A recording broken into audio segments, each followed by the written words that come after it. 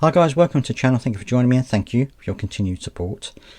So the Citizen Advice Bureau have done a Freedom of Information request, and they've done a little bit of crunching of numbers, and they have come up with a bit of a concern regarding the work capability assessment. Now this is planned. There is a plan, of course, for the government to scrap the work capability assessment, and in favour of having one assessment under the PIP scheme, under the Personal Independence Payment Scheme. Now, while some people might say that this is a good idea because it's one less assessment, obviously the criteria are different for a work capability assessment than they are for PIP.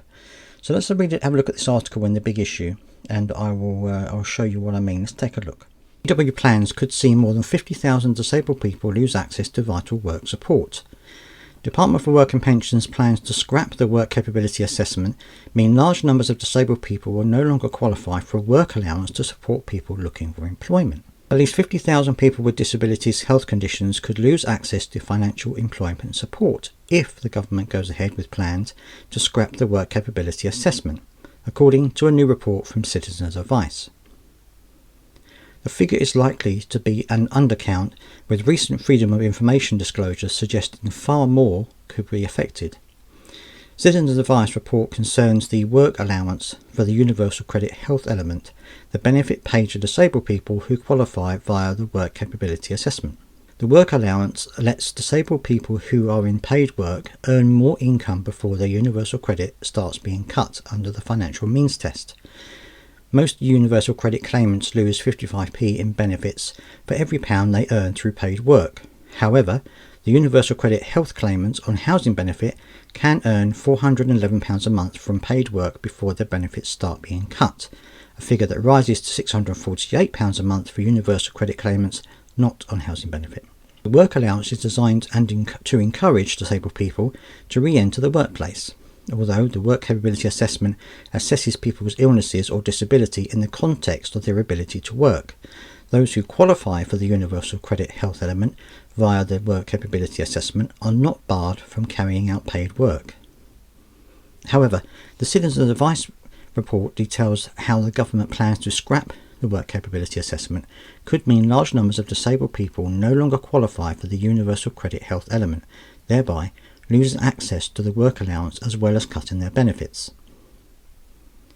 In the spring, the government outlined its plans to change the eligibility test for the health part of universal credit by scrapping the work capability assessment and replacing it with the assessment for a separate personal independence payment daily living element. This would mean that one assessment decides eligibility for all working age disability benefits, none of which would longer be specifically linked to the ability to work. More detailed plans are expected in the autumn, with legislation to follow. The PIP Daily Living Assessment is based on different criteria to the Work Capability Assessment, and many of those who meet the requirements of WCA do not meet the PIP criteria. By restricting eligibility to Universal Credit Health to those receiving the daily living component of PIP, almost 50,000 people would lose both Universal Credit Health support and their work allowance, the Citizens Advice report said. Instead of limiting access further, the government should be expanding disabled people's entitlement to the work allowance.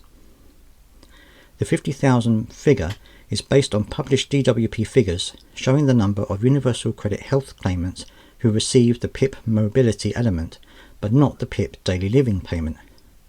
This is the only routinely published official figure showing how many Universal Credit Health claimants were definitely turned down for the PIP daily living payment, because PIP applications are assessed for both elements at the same time.